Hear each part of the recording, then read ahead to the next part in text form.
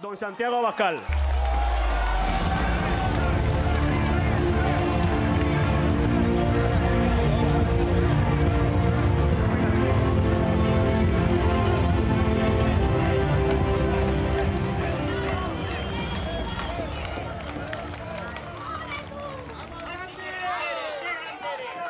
Feliz 1 de mayo, feliz día de San José Obrero. Es un honor compartir este rato con todos vosotros y es un honor para mí compartir esta tribuna con el único sindicato patriótico que hay en España, con el único sindicato antisocialista y anticomunista que defiende a los trabajadores y con el único sindicato que es capaz de enarbolar la bandera de España en sus concentraciones. Hoy es un día de rebelión frente a la crisis, frente a la angustia, frente a la desesperanza, a la que nos ha condenado una izquierda traidora que es cómplice de los poderosos transnacionales. Cómplice también, junto a unos sindicatos de clase, que con los partidos de izquierda quieren dividir a los españoles en clases sociales. Como no hay suficientes motivos de enfrentamiento y de discordia en España, algunos siguen con la vieja cantinela marxista de las clases sociales. ¿De acuerdo? Pues hay dos clases, hay dos grupos enfrentados en un orden económico y político que está llevando a los españoles a la miseria y que está destruyendo a las clases medias que vertebraban nuestra patria. Un orden político y económico que consiste en el derribo de centrales térmicas cuando los españoles pasan frío, en la voladura de presas y la destrucción de pantanos cuando los españoles tienen sed y cuando el campo agoniza, en facturas asfixiantes para familias que no llegan a final de mes, en la persecución del diésel y de nuestros modos de transporte cuando aún no se ha encontrado un relevo ni es posible una transición energética, en la criminalización del campo para entregarnos a la competencia desleal. Pero tienen el bálsamo de Fierabrás para resolverlo todo. Tienen el remedio para todo, la varita mágica, que es la subida fiscal. Destruir a las clases medias, ahogar a los autónomos, hacer inviables las empresas y hacer que los asalariados cada vez tengan menos dinero para llegar a final de mes. Esa es su receta. Para muchos, para la mayoría, miedo al futuro. Listas de espera en la sanidad. Por cierto, esos sindicatos del crimen solo han salido a las calles en Madrid, como si la sanidad no tuviera problemas en toda España, incluido en Madrid. Ha sido la única vez que hemos visto a esos sindicatos que callan como muertos, por no decir otra cosa, salir a la calle durante estos 5 años. ¿Qué hay para todos esos? Para muchos, paro, listas de espera, miedo al futuro. La vivienda, inalcanzable. La familia, una quimera con la que casi no pueden soñar los jóvenes que ven que no van a poder construir aquello que construyeron sus padres. Los centros de la ciudad, prohibidos para muchos, para la mayoría.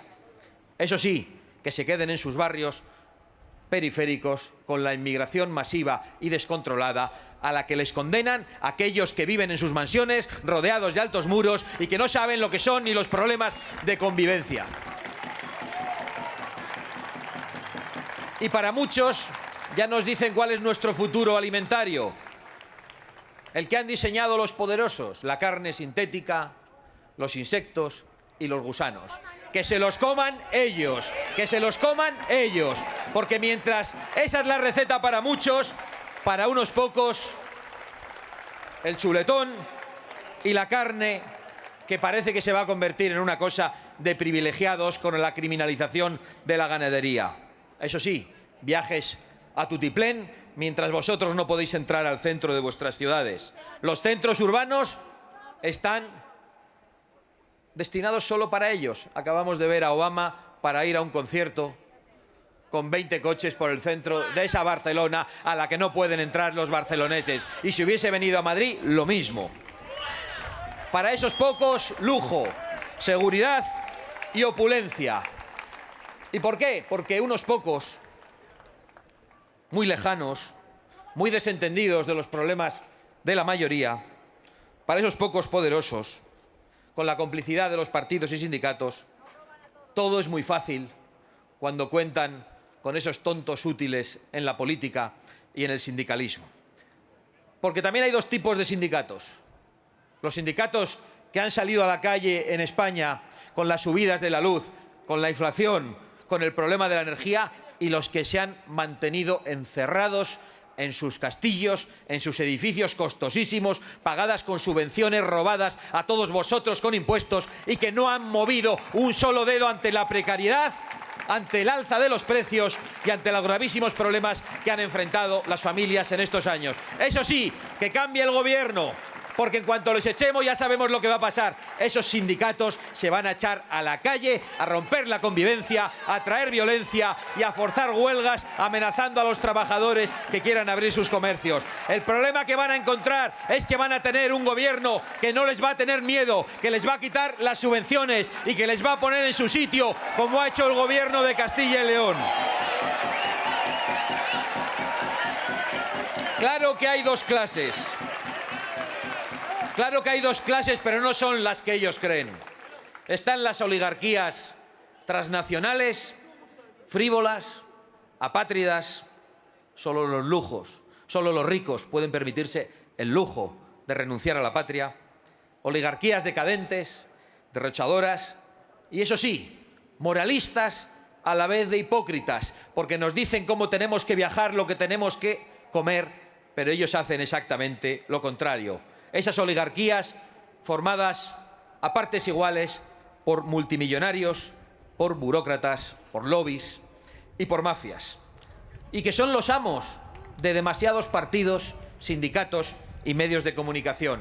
Eso es una clase, y la otra es el pueblo, honrado, trabajador, sencillo, esforzado, decente, que ha tenido la insolencia de pretender conservar lo suyo, que ha tenido la insolencia de pretender una casa como la tuvieron sus padres, de tener un trabajo estable, de formar una familia, de que se puedan conservar sus costumbres, de que se pueda vivir en su barrio, en su patria, de que se mantenga su fe y se respete su libertad. Ese es el enfrentamiento, esas son las dos clases, eso es lo que nos jugamos. El mundo se divide entre los que están conformes con las injusticias, porque ellos las provocan, y los que las sufren. Los que ganan y se benefician con el harakiri industrial y los que pierden con la deslocalización, que no es más que un eufemismo de la destrucción del empleo y de la destrucción de la industria y del comercio local. Por un lado, los que multiplican beneficios y, por otro lado, los que multiplican agobios cada día que pasa.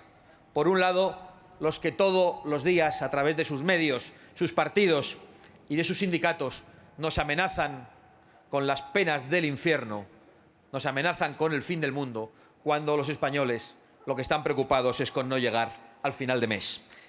El mundo, los partidos, los sindicatos, también se puede dividir entre los que están conformes con el fin de las fronteras como algo a derribar y los que sufren las consecuencias sociales y económicas de que se derriben las paredes de nuestra patria y que de las fronteras no tengan ya ningún valor para algunos. Se divide entre los que piensan que la patria es un concepto obsoleto, vergonzoso, egoísta, y los que ven en la patria, como muy bien ha explicado hoy Rodrigo, su único asidero, su única protección y su única esperanza para tener seguridad, prosperidad y futuro en su tierra, para ellos, para sus hijos y para sus familias. Los que defienden un mundo sin fronteras, por un lado, y por otro, los que tenemos orgullo patriótico, porque estamos agradecidos a la herencia que nuestros padres y nuestros abuelos nos han dado. Es decir, los que desprecian lo recibido y los que creemos que es de bien nacidos ser agradecidos. Los que importan ilegales y llaman a la inmigración masiva para abaratar los salarios, ya lo han dicho con claridad, y los que se empobrecen porque con esos salarios ya no llegan a final de mes. Los que fabrican, negocian y viven en cualquier parte del mundo sin sentir raíces en ninguna de ellas, y los que trabajan, consumen y viven aquí, amando sus raíces, sus costumbres y su herencia.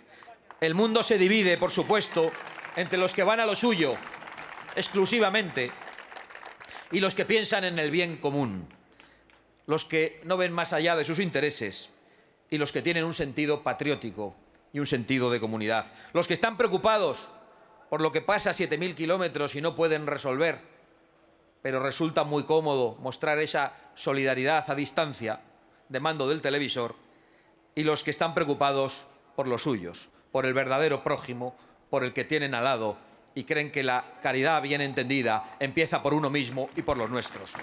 Los que no quieren coches para los demás porque contaminan mientras ellos los usan, y por otro lado, los que no pueden vivir sin coche porque es su herramienta de trabajo.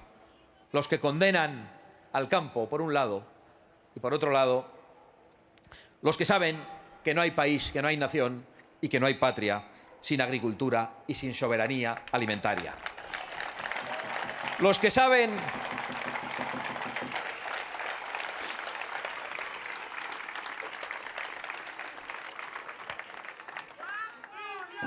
los que pretenden salvar el mundo animal teniendo una mascota en un piso de 40 metros cuadrados mientras juzgan a los hombres y a las mujeres del campo. Y por otro lado, los ganaderos, los que de verdad cuidan el campo, los que de verdad están en contacto con la naturaleza. Los que odian a la familia porque la consideran una institución arcaica, vergonzante y heteropatriarcal. Y los que anhelan formar una familia, tener hijos, y no pueden porque les han condenado a la precariedad, o los que no pueden ver a la suya porque la deslocalización de la industria y del comercio les ha condenado a tener que ir a trabajar muy lejos. Los que crean inseguridad por razones ideológicas, trayendo inmigración masiva e ilegal que no podemos asimilar, y los que sufren en sus calles y en sus barrios los robos, la violencia entre las bandas y las violaciones. Por cierto, con un gobierno que se declara feminista y que lo único que ha hecho es premiar a cientos y cientos de violadores y de delincuentes sexuales. Pero tienen la mala suerte de que tenemos memoria de las crisis anteriores y recordamos muy bien su discurso. Sabemos lo que nos dijeron en la crisis de 2008. Dijeron que la culpa era nuestra por haber vivido por encima de nuestras posibilidades. Y ellos, los partidos, los sindicatos, las organizaciones patronales, ¿qué recortes padecieron? ¿No vivieron por encima de sus posibilidades? El Estado autonómico en España no es que la clase política viva por encima de sus posibilidades, ahogando a los españoles con impuestos que destruyen cualquier posibilidad de prosperidad en nuestra patria. Ellos no han vivido por encima de sus posibilidades. Y en el 2015 también dijeron que la culpa era nuestra porque no aceptábamos su solución de aceptar toda esa inmigración masiva y esas oleadas de refugiados, algunos supuestos refugiados, para abaratar los salarios. Y nos llamaron egoístas, racistas y de todo. Y ahora la culpa también es de la gente normal, simplemente por querer tener casa, hijos, identidad, patria, por querer comer carne y por querer poder pagar unas facturas baratas, haciendo que los españoles tengamos el derecho prohibido en el Congreso de los Diputados en votación por todos con la única oposición de Vox de explorar nuestros recursos naturales y energéticos. Y a todos esos que les decimos que conocemos sus discursos, también les decimos que hasta aquí hemos llegado y que no vamos a permitir que los poderosos de partidos, medios y sindicatos se salgan otra vez con la suya. Vamos a echarlos. Y no estamos solos.